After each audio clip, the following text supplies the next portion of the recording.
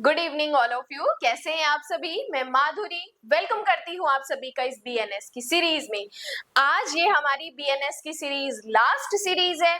आज हमारा सेक्शन 1 से लेके और सेक्शन 358 तक कंप्लीट बीएनएस हो जाएगा और ये सारी क्लासेस मैंने उसी तरह चलाई है जैसे कि हमारी पेड क्लासेस चलती है।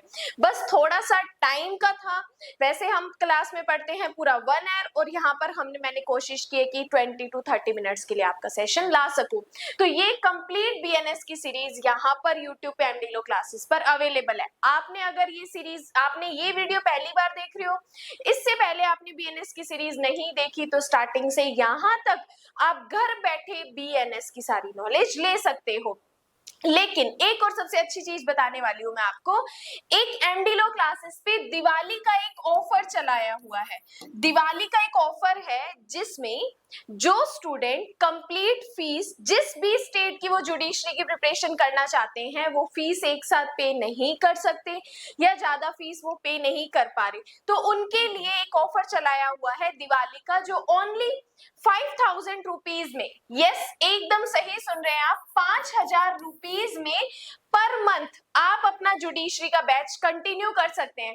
अब इस 5,000 में आपको जैसे मैं अपनी बाकी क्लासेस में बताती हूँ, उसमें आपको 2 मेजर सब्जेक्ट मिलेंगे, 2 मेजर सब्जेक्ट की क्लास चलेगी और एक माइनर सब्जेक्ट की क्लास चलेगी। इट मींस आपके दिन के 3 घंटे की क्लासेस चलेगी, 2 मेजर और एक माइनर। ये चार्जेस आपके रहेंगे पर मंथ 5,000 रुपीज में। जिस भी स्टेट से आप बिलोंग करते हो, अगर आपको यूपी करना है, एमपी, राजस्थान, हरियाणा, जिस भी स्टेट्स की जुडिशरी की प्रिपरेशन आप करना चाहते हो, 5,000 रुपीज में आप अपनी जुडिशरी बैच की क्लासेस कंटिन्यू कर सकते हैं। और जैसे मेरे बाकी क्लासेस चल रहे हैं वैसे ही आपकी भी क्लासेस कंटिन्यू चलती रहेंगी। तो ये एक स्पेशल ऑफर दिवाली के लिए था उन स्टूडेंट के लिए जो घर पे बैठ के तैयारी करना चाहते हैं लेकिन ज्यादा फीस की वजह से वो नहीं कर पाते हैं। और इसके अलावा एक और बात मैंने आपको बतानी थी कि 59 रुपीज की जो हमारा मेंबरशिप वाला कोर्स चल रहा है बीएनएस की, 59 रुपीज में हम 1000 प्लस एमसीक्यूज करेंगे जिसमें हम 350 प्लस क्वेश्चन कर चुके हैं। तो आप 59 रुपीज की बीएनएस की मेंबरशिप भी ज्वाइन कर सकते हो। तो चलिए, ये जो भी एक्स्ट्रा बेनिफिट्स थे वो मैंने आपको बताए। देखो, लास्ट क्लास में हमने पढ़ा था चैप्टर नंबर 19 स्टार्ट किया था, जिसमें हमने पढ़ा था क्रिमिनल इंटिमिडेशन क्या होता है। ये टॉपिक हमने उस वीडियो में क्लियर किया था। आज हम पढ़ने वाले हैं मानहानि के बारे में। डेफामेशन कब होती है, कब नहीं होती, क्या इलस्ट्रेशंस है, बेरेक्ट क्या कहता है, शॉर्ट नोट्स कैसे बनाने हैं, डायग्राम कैसे बनाना है, सारा मैं इस वीडियो में आपको कवर करने वाली हूँ। तो वीडियो में एंड तक आपको जरूर बने रहना है। चलिए स्टार्ट करते हैं हमारा सेक्शन नंबर 356।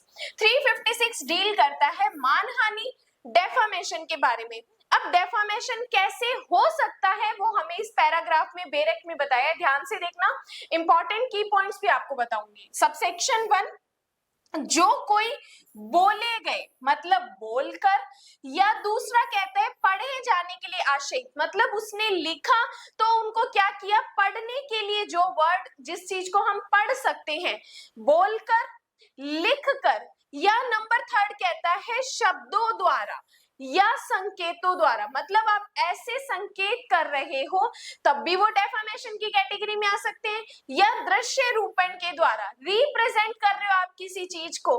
तो डेफामेशन किन तरीकों से हो सकती है? 4 तरीकों से। पहला, बोले गए शब्दों द्वारा, लिखे गए शब्दों द्वारा, संकेतों द्वारा या दृश्य रूपण द्वारा। इन 4 तरीके से हम क्या कर सकते हैं, किसी पर्सन की डेफामेशन कर सकते हैं।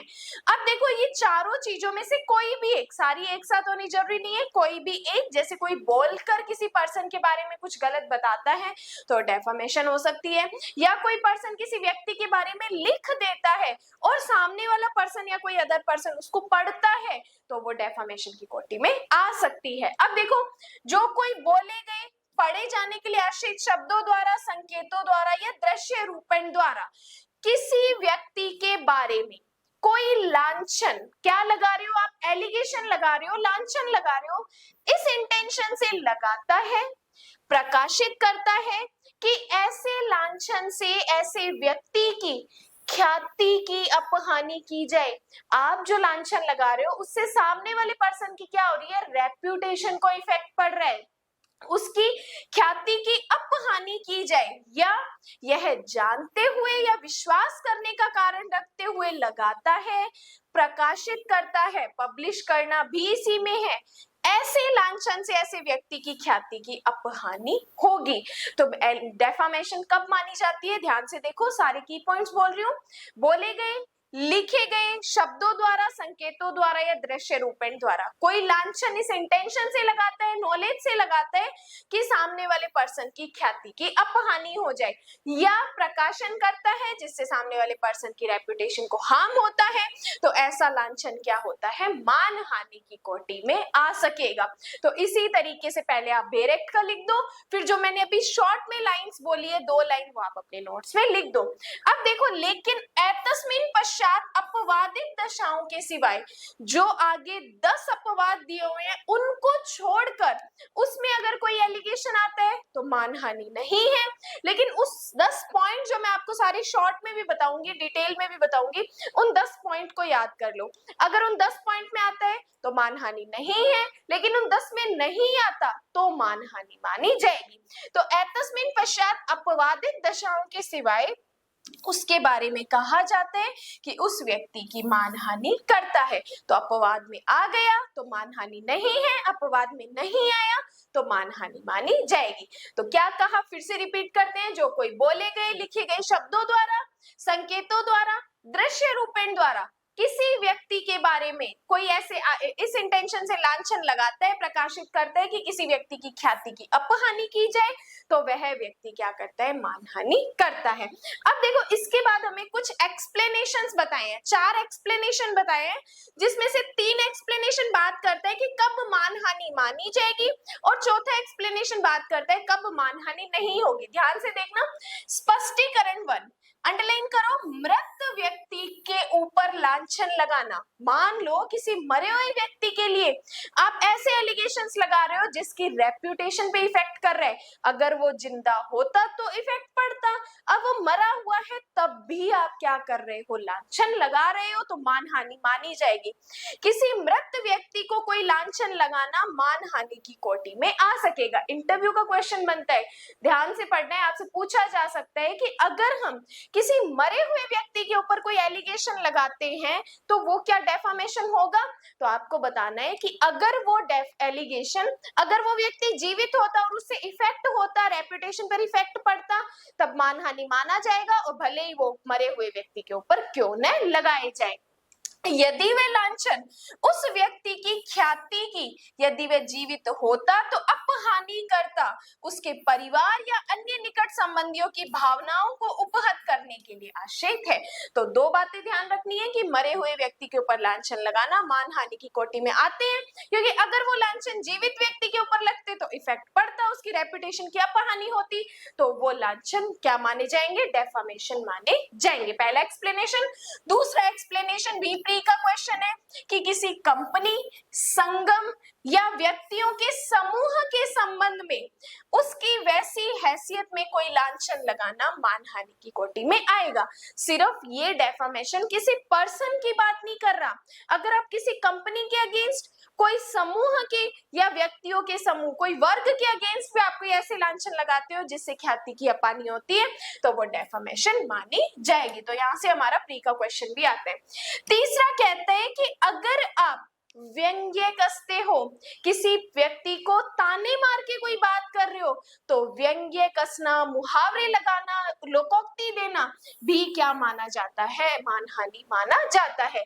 कि अनुकल्प के रूप में, व्यंग्योक्ति के रूप में अभिव्यक्त लांछन मानहानि की कोटि में आ सकेगा।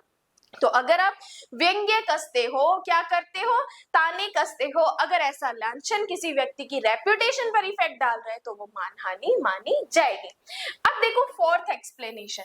फोर्थ एक्सप्लेनेशन देखो, कब मानहानि नहीं मानी जाएगी। कोई लांछन किसी व्यक्ति की ख्याति की अपहानि करने वाला नहीं कहा जाता जब तक कि वह लांछन दूसरों की दृष्टि में डायरेक्टली या इनडायरेक्टली उस व्यक्ति के सदाचारिक या भौतिक स्वरूप को हेय न करे। मतलब कि मैंने कोई बात कही जिससे सिर्फ आपको फर्क पड़ रहा है, आपने किसी और से जाके पूछा, उसने बोला ये तो जनरल बात है, कोई बात नहीं, इससे कोई मानहानि नहीं हो रही। तो जब तक कोई बात किसी दूसरे व्यक्ति को डायरेक्टली या इनडायरेक्टली हेय न करे, गलत ना लगे, तब तक वो मानहानि नहीं मानी जाएगी। या उस व्यक्ति की जाति के आजीविका के संबंध में उसके शील को हेय न करे, उसके कैरेक्टर के बारे में कोई ऐसी बात होती है तो मानहानि मानी जाएगी। या उस व्यक्ति की साख को नीचे न गिराए या विश्वास न कराए कि उस व्यक्ति का शरीर घृणोत्पादक दशा में है या ऐसी दशा में है जो साधारण रूप से निकृष्ट समझी जाती है। तो कब तक मानहानि नहीं मानी जाती और कब मानी जाती है, ये हमें एक्सप्लेनेशन 4 में बताते हैं। जब तक कि वो किसी अदर पर्सन को डायरेक्टली या इनडायरेक्टली ऐसी ना लगे, या किसी व्यक्ति की जाति के बारे में, आजीविका के बारे में, या उसकी रेपुटेशन के बारे में, कैरेक्टर के बारे में, जब तक किसी दूसरे पर्सन को इफेक्ट नहीं पड़ रहा, तब तक वो मानहानि की कोटि में नहीं मानी जाएगी। तो ये 4 एक्सप्लेनेशन हमें बताते हैं। अब देखो इलस्ट्रेशन समझो, इलस्ट्रेशन हमें क्लियर कर देगा कब कब मानहानि माना जाएगा। जैसे ये विश्वास कराने के इंटेंशन से कि जेड ने बी की घड़ी चुराई है, कहता है कि जेड एक ईमानदार व्यक्ति है, उसने बी की घड़ी कभी नहीं चुराई, जब तक कि अपवादों में नहीं आता मानहानि नहीं है। अब देखो आपको क्या चीज समझनी है, अभी तो सिर्फ मैंने आपको ये बताया कि कब मानहानि मानी जाएगी। ये इलस्ट्रेशन एक बार फिर से भी हम देखेंगे। अब देखो इसने कहा कि जेड ने बी की घड़ी अवश्य चुराई है, कहता है जेड एक ईमानदार व्यक्ति है, उसने बी की घड़ी कभी नहीं चुराई। अब ये अगर व्यंग्य कस रहा है किसी व्यक्ति के अगेंस्ट तो ये मानहानि की कोटि में आएगा। लेकिन अगर ये बात सही है, क्योंकि अपवाद एक कहता है कि अगर आप सत्य बात का लांछन लगाते हो तो वो मानहानि नहीं है। तो यहाँ पर अगर वह अपवादों में नहीं आता तो फिर मानहानि है, और अपवादों में आता है तो मानहानि नहीं है। अब जैसे बी इलस्ट्रेशन ए से पूछा जाता है कि बी की घड़ी किसने चुराई है, ए ये विश्वास कराने के इंटेंशन से जेड ने बी की घड़ी चुराई है, जेड की ओर संकेत करता है जब तक ये अपवादों में नहीं आता यह मानहानि, अपवादों में ना आता हो ये मानहानि है। तो अगर उसे पता है कि उसी ने चुराई है, जैसे मेरे से पूछा कि घड़ी किसने चुराई है, मैंने आपकी तरफ इशारा करके कहा आपने चुराई है, अगर ये बात सही है, अगर ये मैं विश्वास करती हूँ कि यस मैंने उसको घड़ी चुराते देखा है तो मानहानि नहीं है। लेकिन अगर मैं झूठ बोल रही हूँ तो मैंने क्या किया है, मानहानि की है। क्योंकि अगर झूठा अपने लांछन लगा रहे हैं, सामने वाले पर्सन की रेपुटेशन पे तो इफेक्ट पड़ रहा है ना। अगर मैं आपको ये कहती हूँ कि इसी ने घड़ी चुराई है तो आसपास जो 10 लोग बैठे हैं वो ये सोचेंगे कि यस ये पर्सन चोर है। लेकिन अगर मैंने आपको देखा है चुराते हुए, सही बात कह रही हूँ, सत्य बात कह रही हूँ, ट्रुथ बात कह रही हूँ, तो फिर ये मानहानि नहीं मानी जाएगी।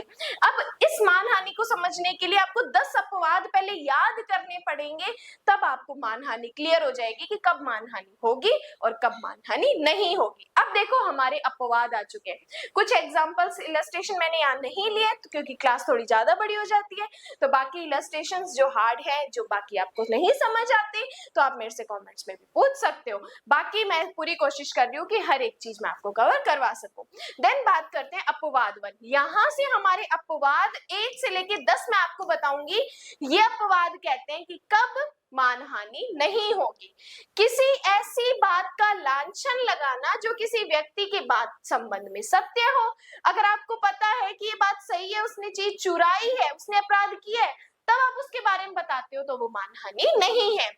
तो पहली बात याद रखनी है, सत्य बात का लांछन लगाना मानहानि नहीं है। यदि वह लोक कल्याण के लिए या वह लांछन लगाया जाए या प्रकाशित किया जाए लोक कल्याण के लिए है या नहीं, यह तथ्य का प्रश्न है कि वो जो बाद में डेफेमेशन की गई है वो पब्लिक वेलफेयर के लिए है या नहीं, ये बाद की बात है, ये फैक्ट का क्वेश्चन है। अदरवाइज सत्य बात का लांछन लगाना मानहानि नहीं है। दूसरी बात, दूसरा अपवाद, उसके लोक कृत्यों के निर्वहन में, लोक सेवक के आचरण के विषय में या उसके शील के विषय में, जहां तक उसका शील आचरण के रूप में प्रकट होता हूं, ना कि उससे आगे।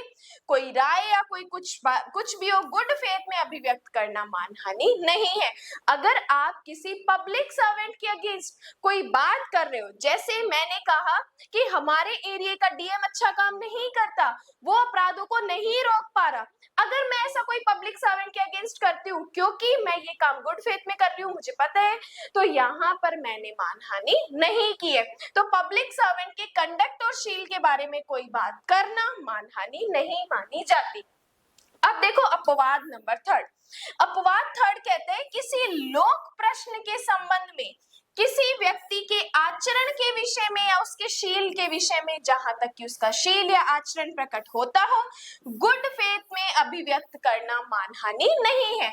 जब कोई चीज किसी पब्लिक क्वेश्चन के लिए रखी जाती है, जैसे एग्जांपल मान लो कोई बुक पब्लिश की गई है, अब बुक पब्लिश हो गई, अब इस बुक के बारे में रिव्यू पॉजिटिव देना नेगेटिव देना हमारे ऊपर डिपेंड करता है।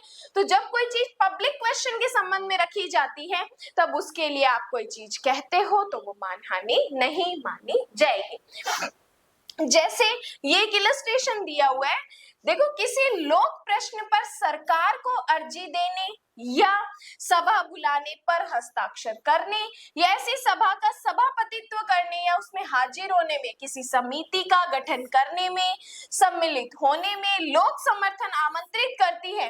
किसी ऐसे पद के विषय में विशिष्ट अभ्यर्थी के लिए, जो कैंडिडेट है उसके लिए मत देने में या उसके पक्ष में प्रचार करने में, कर्तव्यों के निर्वहन में लोक हितबद्ध है।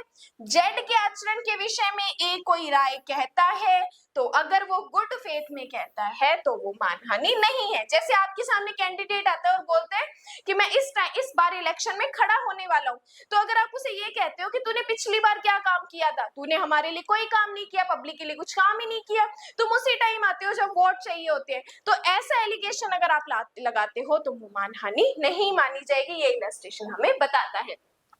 फोर्थ अपवाद देखो, किसी न्यायालय की कार्यवाहियों में या कार्यवाहियों के परिणाम की सारतः सही रिपोर्ट को प्रकाशित करना मानहानि नहीं है। कोर्ट की प्रोसीडिंग की जो फाइनल जजमेंट्स होते हैं, रिपोर्ट्स होते हैं, अगर आप उनको पब्लिश करते हो तो वो मानहानि नहीं मानी जाएगी, लेकिन रिपोर्ट सही होनी चाहिए। अगर आप गलत रिपोर्ट को पब्लिश कर देते हो, मान लो एक्स पर्सन के बारे में कोई वाद है, आप कह देते हो वाई पर्सन ने ऐसा काम किया है, तो आपने क्या कर दिया, अदर पर्सन, गलत पर्सन के बारे में कोई पब्लिश कर दी रिपोर्ट, तो वो मानहानि मानी जाएगी। लेकिन सही रिपोर्ट सही व्यक्ति की पब्लिश कर रहे हो तो वो मानहानि नहीं मानी जाएगी जब कोर्ट की प्रोसीडिंग हो रही है। देन बात करते हैं इसमें एक्सप्लेनेशन, कहता है कोई मैजिस्ट्रेट या अन्य अधिकारी जो किसी न्यायालय में विचारण से पहले की प्रारंभिक जांच खुले न्यायालय में कर रहा है, उपरोक्त धारा के अर्थ के अंतर्गत न्यायालय माना जाएगा। तो सिंपल ये बात बता रहा है कि जहां पर कोर्ट प्रोसीडिंग कर रहा है वो कोर्ट ही माना जाएगा।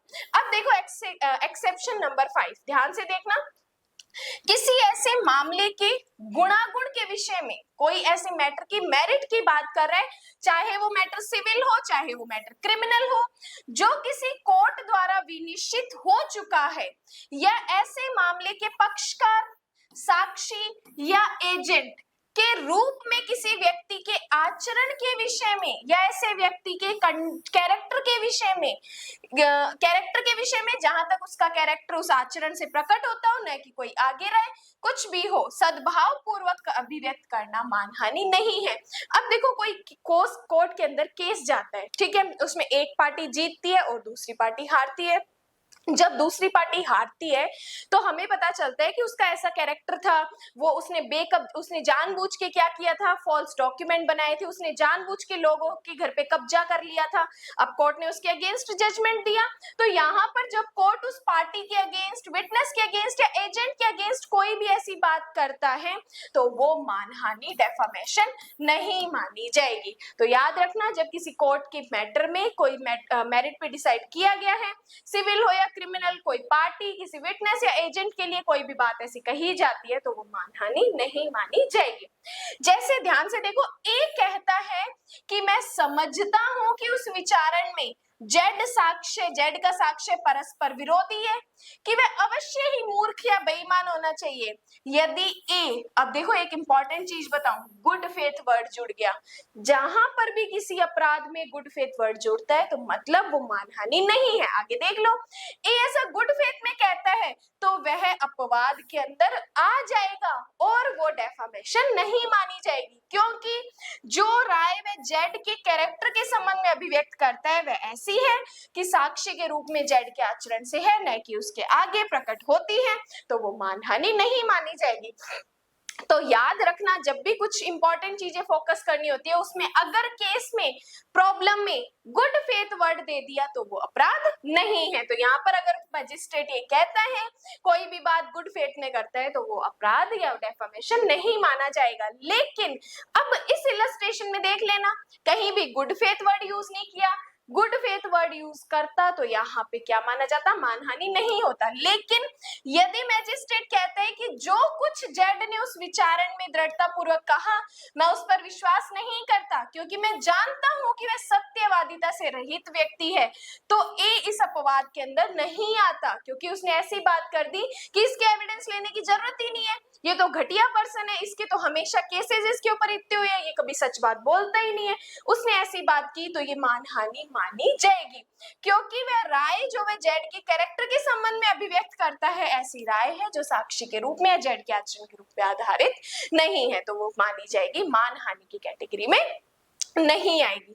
उसके बाद देखो अपवाद नंबर 6, अपवाद 6 कहता है किसी ऐसी कृति के गुणागुण के विषय में जिसको उसने कर्ता ने पब्लिक के जजमेंट के लिए रखा हो। अगर आप कोई चीज पब्लिक के जजमेंट के लिए रख देते हो, उसके बारे में लोग पॉजिटिव भी बोल सकते हैं, उसके बारे में लोग नेगेटिव भी बोल सकते हैं। अब जैसे एग्जांपल ले लो, एंडिलो क्लासेस में जितनी भी वीडियोस आती है, अगर आपको अच्छी लगती है तो आप पॉजिटिव कमेंट करते हो, बाकी थैंकफुल हूं मैं इस चीज के लिए कि जो भी चीज मैं आपको बताती हूँ उसके लिए नेगेटिव कमेंट्स नहीं होते, 99% उसके पॉजिटिव कमेंट्स होते हैं। तो अब जो चीज मैंने आपको बताई है अब आपको समझ आती है नहीं आती, इसके लिए रिव्यूज देना पॉजिटिव या नेगेटिव आपके ऊपर है। आप कोई ऐसी चीज बोलते हो कि क्लास अच्छी नहीं लगी, नहीं समझ आए, तो मेरी डेफॉर्मेशन नहीं है। तो जब भी कोई चीज ऐसी पब्लिक जजमेंट के लिए रखी जाती है तो उसके लिए कोई बात कहना मानहानि नहीं है।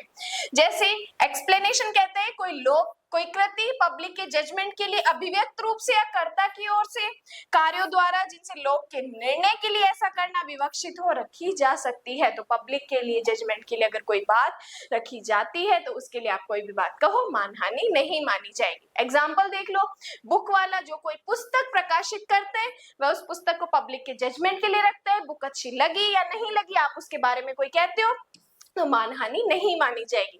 या सेकंड, वह व्यक्ति जो पब्लिक के समक्ष भाषण देता है उस भाषण के बारे में पब्लिक के क्या रिव्यूज है, भाषण अच्छा लगा, स्पीच अच्छी लगी तो पॉजिटिव बोलोगे, नहीं अच्छी लगी तो नेगेटिव बोलोगे, तो ये मानहानि नहीं मानी जाएगी। वह अभिनेता या गायक जो किसी लोग पब्लिक स्टेज पे गाता है, डांस करता है, डांस अच्छा लगा, गाना अच्छा लगा, पॉजिटिव बोलते हो, नहीं अच्छा लगा तो नेगेटिव बोलते हो, तो यहाँ पर मानहानि नहीं मानी जाएगी। एक चीज मैं आपसे पूछती हूँ, जैसे बहुत बार आपने देखा होगा कि स्टेज पे किसी पर्सन ने कोई स्पीच दी, कोई गाना गाया, कुछ भी XYZ कोई भी ऐसा प्रोग्राम किया, तो यहाँ पर कुछ लोग उसको जूते उठा के फेंक के मारते हैं, है ना, स्टेज पे वो पर्सन खड़ा है और उसको जूते उठा के फेंक के मार देते हैं। तो यहाँ पर वहां पर उस पर्सन को स्टेज पे जूते फेंक के मारना मानहानि है या मानहानि नहीं है, ये आप मुझे बताओगे। चलिए बात करते हैं एक्सेप्शन नंबर 7 की। किसी ऐसे व्यक्ति द्वारा जो किसी अन्य व्यक्ति के ऊपर कोई ऐसा प्राधिकार रखता है, मतलब कि आपकी अथॉरिटी किसी अदर पर्सन के पास है, अगर अथॉरिटी वाला पर्सन आपके लिए कुछ कहता है तो मानहानि नहीं है। जैसे स्कूल में जाते हो, स्कूल में टीचर्स आपको कुछ बोल देते हैं, प्रिंसिपल आपको कुछ बोलता है, जैसे मान लो प्रिंसिपल ने बोला ये तो बिल्कुल ही नालायक लड़का है, कभी नहीं पढ़ता, हमेशा कम नंबर आते हैं, जब असेंबली होती है उस टाइम आपको बोला, तो ये मानहानि नहीं मानी जाएगी। तो जब आपके ऊपर किसी का प्राधिकार हो, विधि द्वारा दिया गया हो या कॉन्ट्रैक्ट के द्वारा आपको मिला हो, तब आप गुड फेथ में कोई ऐसी बात बोलते हो, कोई परिनिंदा करते हो, तो वो मानहानि नहीं माना जाएगा। उसके बाद बात करते हैं एक्सेप्शन 8, किसी व्यक्ति के विरुद्ध कोई एलिगेशन ऐसे व्यक्तियों में से ऐसे व्यक्ति के समक्ष गुड फेथ में लगाना जो उस व्यक्ति के ऊपर अभियोग की विषय वस्तु के संबंध में विधिपूर्ण है, प्रमाण हानि नहीं है। जैसे मेरे साथ ऐसे बहुत बार हुआ है, क्या करते हैं पेरेंट्स मेरे पास आते हैं मिलने अपने बच्चे का या अपने पोते का या किसी का भी, अपनी बेटी का एडमिशन करवाने, तो वो मुझे बोलते हैं कि ये हमारा बच्चा है, जमा ही नालायक है, एलएलबी इसने बहुत मुश्किल से पास की है, आप क्या करो इसको जुडिशरी की एपीओ की तैयारी करवाओ, इसको कुछ नहीं आता, आपको इसे जीरो से हर चीज समझानी पड़ेगी, बहुत ही नालायक है, डल है ये, जमा दिमाग नहीं है इसमें। यहाँ पर अगर वो पेरेंट्स मेरे सामने ऐसे किसी बच्चे के बारे में बोलते हैं तो ये मानहानि नहीं मानी जाएगी। अब जैसे पेरेंट्स आपको बोलते हैं तो भी मानहानि नहीं है, पेरेंट्स अगर किसी ऐसे अथॉरिटी के सामने जिससे वो कनेक्टेड है उसके सामने बोलते हैं तो भी ये मानहानि नहीं मानी जाएगी।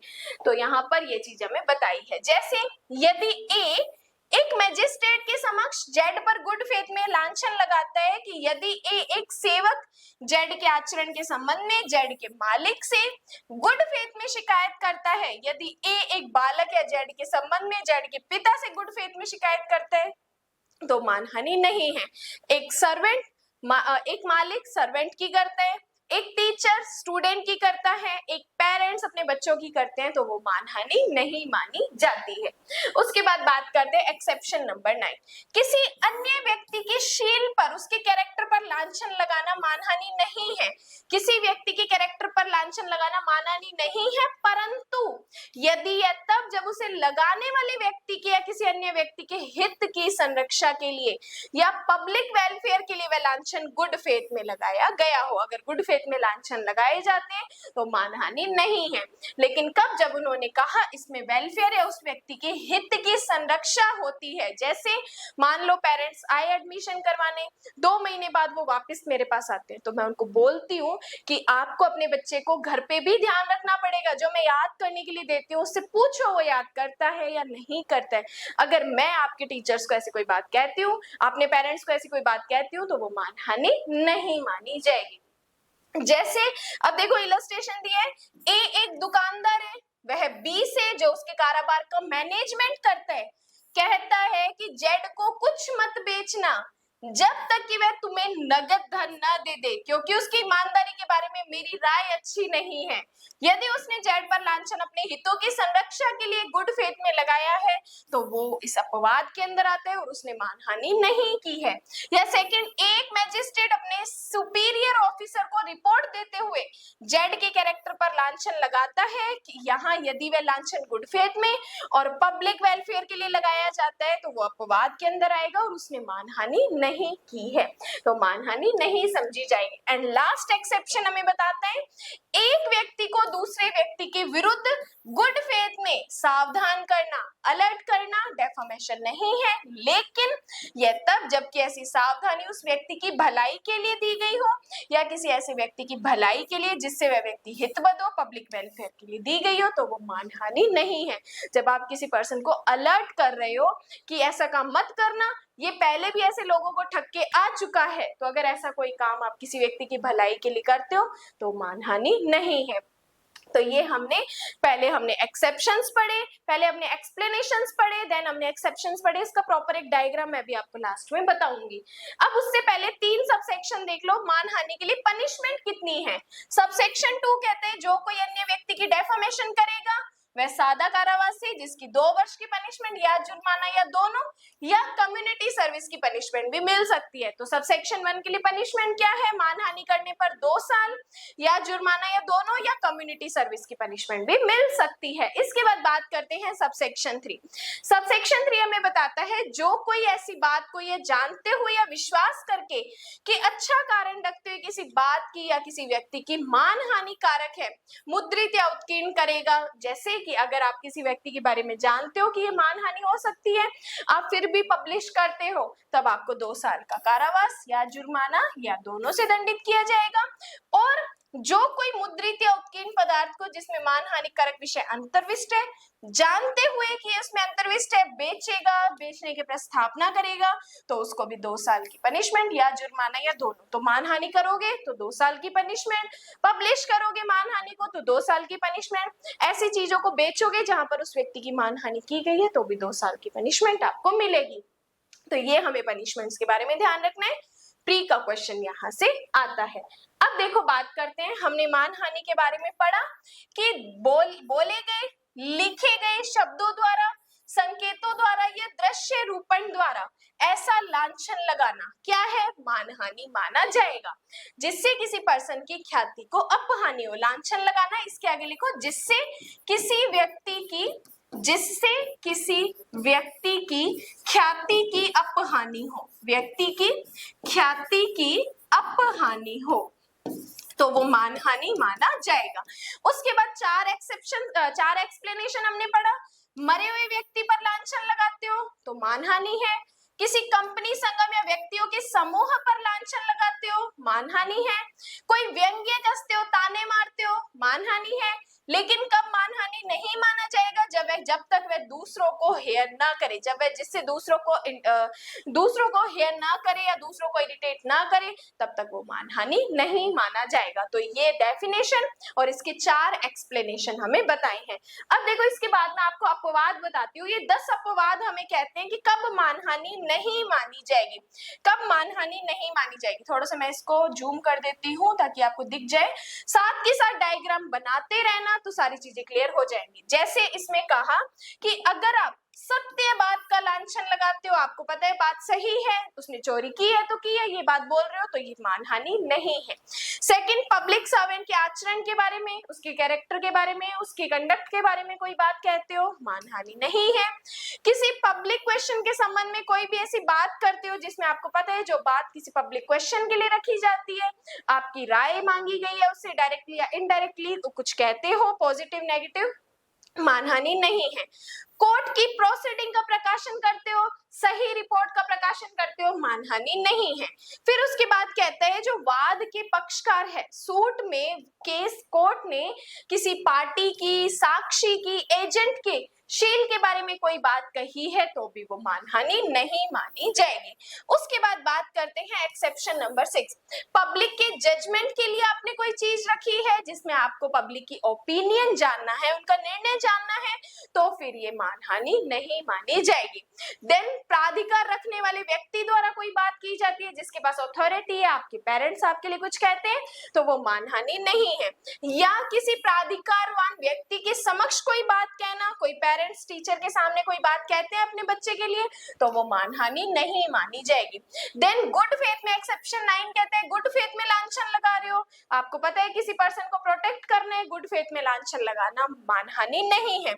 या आप किसी व्यक्ति को सावधान कर रहे हो, चेतावनी दे रहे हो किसी व्यक्ति की भलाई के लिए, हित की संरक्षा के लिए, तो वो मानहानि नहीं माना जाएगा। और एक और चीज बता देती हूँ आपको, सद्भाव पूर्वक वर्ड जुड़ जाए तो ध्यान रखना है वो मानहानि नहीं मानी जाएगी। तो ये टोटल हमें 10 एक्सेप्शंस है जो पढ़ने पड़ते हैं, कब आपके द्वारा किया गया काम मानहानि नहीं माना जाता है।